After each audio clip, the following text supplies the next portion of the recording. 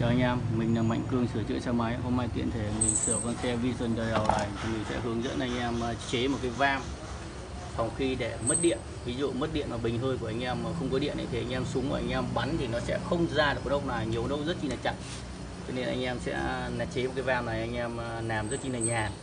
Vì ngoài thị trường người ta cũng bán đầy vam nhưng thường thường những cái gì anh em chế được thì anh em tự chế, cần gì phải mua, nó phí tiền này. Cho nên là những cái gì đơn giản anh em cứ tự chế. Ví dụ như cái cây này của mình cũng tự chế. Thứ nhất anh em lấy cho mình một sợi xích tải nha, xích tải hỏng bỏ đi và lấy cho mình một đoạn ống tuyếp. Đấy, tuyếp là như này. Đấy, và mé trên này là anh em hàn chết cho mình. Đấy, và anh em quấn một cái xích này qua cái bát chuông này, anh em luồn nó qua về sau này, xong anh em khóa cái lục giác này vào, thế là xong. Nhưng anh em nhớ nhá, khi xoáy ra, khi xoáy cái con ốc này ra, tháo ra thì cái điểm hàn này phải ở bên trên và điểm xích thì lại phải chui qua cái tuyếp này, nó nằm ở dưới nhá. Đấy, bây giờ mình sẽ tháo ra cho anh em xem nhá. Đấy, mình tháo ra cho anh em xem nhá. Đây là mình gá tạm thôi để mình làm mô hình này cho anh em dễ hiểu cái nguyên lý của nó. Đấy, ra nhá. Rồi, ví dụ như bây giờ mình xoáy vào thì nó lại như thế này. Khi xoáy vào thì anh em lại lộn cái xích cho mình, lộn xích đi. Đấy, lộn tiếp, lộn xích như thế. Đấy, anh em nhá, nhìn nhá, khi xoáy vào thì anh em lại phải cho điểm hàn vào cái tiếp này, cái xích hàn tiếp này mé dưới và điểm xích chui vào trong tiếp này ở mé trên thì nó mới có chiều, nó mới có lực xoáy vào.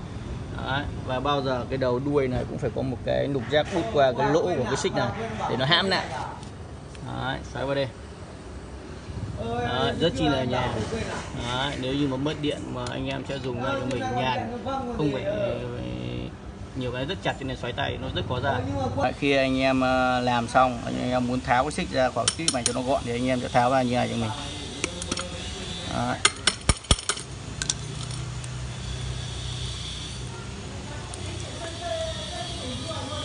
Đó, rất chi là nhàn. Anh em sẽ nắp cái này vào đây.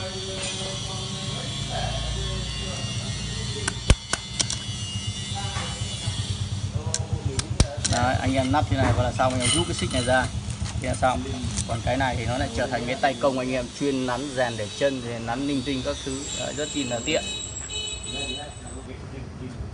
Nhiều anh em muốn tháo cái cô này ra ấy, nhiều anh em không chịu đầu tư ấy, nhiều anh em cứ toàn lấy cái đột anh em đục kiểu ý nó cũng ra thôi, nhưng nó tóm lại nếu như khách có những khách có tính ấy, nó ngồi nó xem mình làm người ta sẽ không hài lòng mình làm, cho nên là anh em hãy đầu tư mua một cái khẩu như này cho mình. Nó gần 100.000, ngày xưa mình mua gần 100.000 cái khẩu này, và nếu vì cái khẩu này là thường để mà bắn được vào súng, để mà các cái súng nhỏ anh em sửa chữa xe máy thì nó không vừa, anh em phải mua thêm một đoạn kết nối này thì mới bắt được vào cái khẩu này thì mới vào cái đầu này được. Vì cái khẩu này nó to, là nó đi theo cái nỗ này rất to, phải hợp với súng như kiểu súng ô tô ấy. Người ta đầu to ấy, thì người ta sẽ làm được. Cho nên của mình là súng xe máy là thường cái đầu này nó bé, cho nên là nhiều anh em phải mua thêm đoạn kết nối, để một đầu kết nối cắm vào khẩu này và một đầu kết nối cắm vào cái đầu này nó mới vừa. Nhưng như mình thì mình không cần mua khẩu kết nối, vì thứ nhất là mình chỉ cần mua một cái khẩu to này thôi, một khẩu to này, và mình kiếm một cái khẩu này là anh em sử dụng nhiều rồi mà cái rác nó hỏng hết rồi, mình vứt đi, mình hàn vào đây là xong. Mình làm rất chi là tiện gọn, chứ mình không cần thiết phải mua thêm một cái khẩu kết nối làm gì. Đấy là mình cũng đỡ được thêm mấy chục nghìn cái khẩu nữa, vì đằng nào cái khẩu của mình bắn rộng rồi mình cũng vứt đi, cho nên mình hàn thẳng ở đây luôn. Còn khẩu này mình để chuyên chỉ để làm xe ga thôi, chứ không xoáy một việc gì khác. Bây giờ đưa vào súng mình bắn ra đây.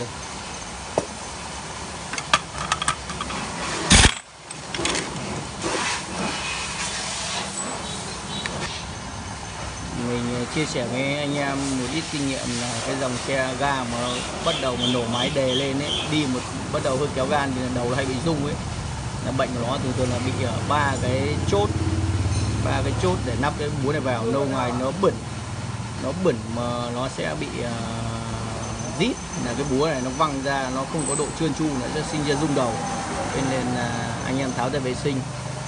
Bây giờ mình sẽ tháo ra cho anh em xem.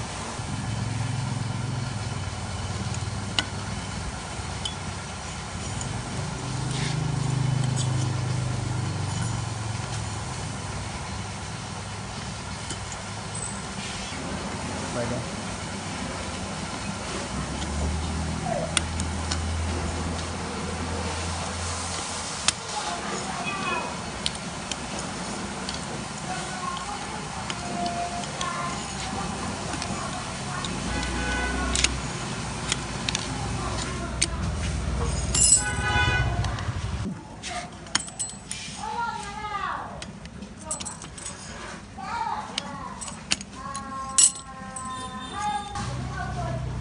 Đấy, hiện tượng bị rung đầu ấy là giữa cái búa này với cái chốt này nó rất chi là rít. Nay thử đi.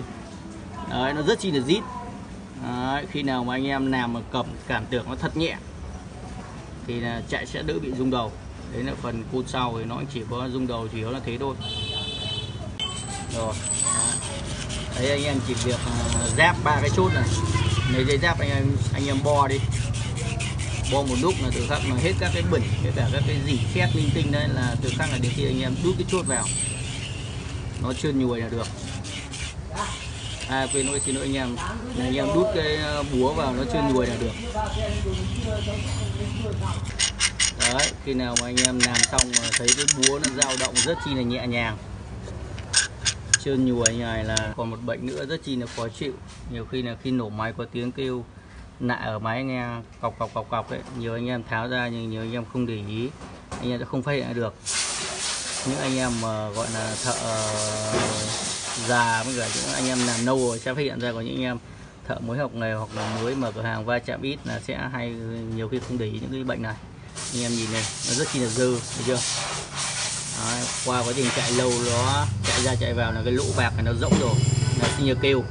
Anh em nhìn thấy chưa? Nó dơ nhiều như này mà nó sinh ra kêu. Đấy, thì anh em sẽ thay cho mình cái miếng này. Đây là một cái miếng mới đây. Anh em đưa vào nó khít này, nó không có độ dơ. Đấy, anh em nắp vào nó sẽ êm khít ngay. Còn nhiều khi là cái bạc này ấy, nó cái miếng nhôm này ấy, nó rỗng rồi, nó có độ dơ nhiều như này là khi nắp vào máy nghe rất là kêu. Ở đây là những bệnh đơn giản ở bên phôn của dòng Chaga nó hay thường xảy ra. Còn một cái bệnh đơn giản này nữa, nhiều cái cần khởi động do xe ga người ta lười đạp nên để một thời gian đi đâu nó rất chi là hay bị lặng, rít cả khởi động. Anh em đạp xuống là nó không lên được. Đấy, dỉ rất chi là nặng. Đấy, nặng lắm, cho nên là khi đạp xuống là cần nó sẽ không lên được. Đấy, ấn xuống để đến đâu nó nằm in điểm ý, nó không tự hồi được. Thì mình chia sẻ với anh em là những cái này nhiều anh em mà gọi là những cái, mình xin lỗi tất cả những anh em thợ đã gọi là biết rồi nhé, thì thông cảm cho mình, không lại bảo mình là dạy đời anh em. Đây là mình chia sẻ với những anh em là gọi là chưa va chạm, và va chạm rất ít. Khi bị như này anh em không cần phải làm gì cả. Tất cả cái nguyên nhân của nó là chỉ ở mỗi cái lò xo này thôi, chỗ mỗi cái lò xo này thôi. Chứ nhiều anh em không biết này, tháo hết cả các con ống vít này ra này, tháo hết cả miếng sắt này ra, xong là vệ sinh cả bôi dầu bôi mỡ vào cái lò xo bên trong ấy. Cái lò xo to bên trong ấy, những cái đó không tác dụng đâu, chủ yếu mỗi một cái lò xo này thôi. Đấy, bây giờ mình sẽ dò một tí nhớt vào cái lò xo này là anh em sẽ biết ngay là nó chưa nhùi luôn. Chứ còn nhiều anh em lại tháo hết cả mấy con ốc vít này ra này, tháo cả miếng sắt này ra này, xong lại bôi dầu bôi mỡ rất nhiều vào trong các cái hệ thống lò xo trong, rồi các cái chốt trong ấy, thì nó cũng không phải là bệnh ở đấy đâu, nó chủ yếu ở mỗi cái lò xo này thôi. Thì mình sẽ dọ vào đây. Đấy. Đấy, anh em chỉ cần tháo ra cho một tí vào cái lò xo này là chính này, với một cái chốt này, với một cái trục này thôi, một tí nhớt thế là trơn, chứ không cần phải làm gì nữa. Nắp vào là bây giờ trơn nhùi luôn. Nhỏ tí nhớt vào cái đầu trục này. Đấy, và một tí vào lò xo này, thế là xong. Bây giờ anh em nắp vào. Khi nắp vào là anh em đạp cần khởi động đi, đạp cần khởi động xuống hết tầm. Đấy, hết tầm và đút cái này vào, cứ để đây, cho cái nong đen này nó xuống một tí. Đấy, anh em đút trục này xuống, đút để cho cái này thẳng với cái rãnh này được. Bây giờ anh em chỉ việc thả cần khởi động ra, thả cần khởi động ra, đó là tự nó vào. Đấy, bây giờ cần khởi động rất chi là nhẹ. Video này mình chia sẻ với anh em thì cũng đã xong rồi. Bây giờ chúc anh em thao tác thành công. Nếu anh em thấy hay thì hãy đăng ký kênh của mình để xem những video tiếp theo. Chào anh em, đây là sản phẩm chính hãng của bên mình bán ra. Nếu anh em có nhu cầu mua thì anh em hãy alo cho mình theo số điện thoại này 0987 068 313. Mình ship hàng toàn quốc, nhận hàng, kiểm tra hàng trước khi thanh toán. Còn đây là cái đồ cũ mình vứt ra để mình giới thiệu cho anh em biết thôi, vì cái dòng này nó rất chi là nhanh hỏng. Của Honda cứ chạy khoảng 3-4 năm, nếu chạy nhiều là các cái lỗ này nó rỗng hết. Anh em muốn êm là anh em phải thay cái này đi thì mới êm được, còn nếu không thay này đi cứ có tiếng kêu lạ nghe rất khó chịu. Vì qua quá trình chạy một thời gian là nó bị rỗng hết cái nhôm này. Còn cái nhôm này thì mỗi một vùng gọi khác nhau, như ở mình là mình hay gọi đây là cái bát giữ 6 viên bi. Còn đâu vùng của anh em thì không biết gọi thế nào thì mình không biết. Và như đúng tên chính của hãng đưa ra là tên nó sẽ là tên như thế này. Ví dụ như đây cái này là của 125 này, nét nít này là má động bu ly chủ động. Còn cái này của 110 cũng nét nít này, má động bu ly chủ động. Đấy. Còn khi anh em mua hàng của mình thì mình sẽ gửi hàng cho anh em. Cũng có đợt nhà máy nó ra là nó chỉ đóng một cái bao bì như thế này thôi, có túi bóng và có sản phẩm và có tem của nhà sản xuất, có cả tem chìm. Đấy. Và anh em xem hàng thì anh em sẽ kiểm tra cái tem chìm, đường nét của nó và xem sản phẩm bên trong thì mới biết được. Còn cũng có đợt thì mình nhập về nó đưa cả cái hộp như thế này và bên trong cũng có sản phẩm như này nằm bên trong. Đấy là tùy từng đợt nhà máy nó sản xuất. Còn như cái này thì mình gửi hàng cho anh em kiểm tra thoải mái. Còn nếu như các bác thợ già thì nhìn phải biết ngay. Còn các anh em thợ trẻ thì nhiều anh em phân biệt chưa rõ thì cũng còn nghi ngờ. Còn nếu như các bác thợ già thì sẽ biết ngay sản phẩm nó là xịn hay là không. Còn mình gửi hàng cho anh em là kiểm tra hàng thoải mái. Còn cái giá ấy, thì mình cũng không đưa lên đây, vì mình cũng rất muốn đưa lên cho anh em tham khảo nhưng rất chi là khó. Vì có thời điểm này mình nhập ví dụ giá nó lên mấy nghìn thì mình phải bán lên, giá nó xuống mình phải bán xuống. Mà mình cứ đưa một cái giá lên đây, đến khi anh em xem thì có thời điểm giá nó xuống rồi mà mình vẫn bán theo giá này thì anh em lại bảo bán đắt.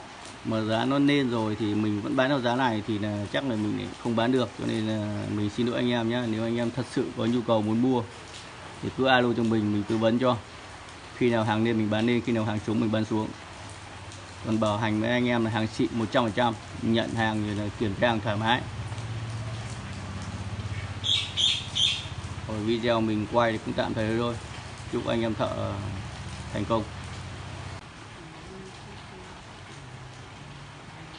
Anh em xem thấy hay thì hãy đăng ký kênh của mình để xem những video tiếp theo.